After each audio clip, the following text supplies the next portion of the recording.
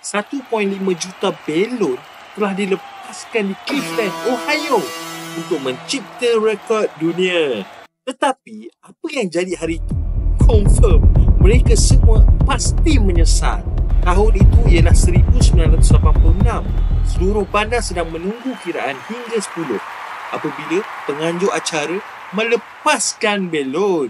Sebaik saja apa yang kelihatan seperti belon awan besar dilepaskan, belon-belon ini mula naik dan mengelilingi menara terminal Cleveland.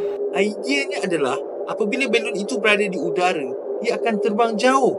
Tetapi apa yang berlaku sebaliknya, kerana angin dan hujan, 1 juta belon telah jatuh semula, menyebabkan banyak kemusnahan pada bandar itu.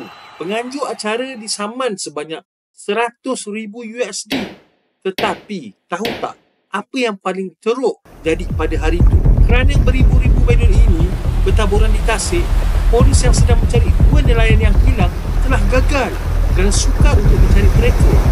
Mayat nelayan ini telah dijumpai 2 hari kemudian. Rekod dunia Guinness tidak mengiktiraf pun event ni. Membazir betul.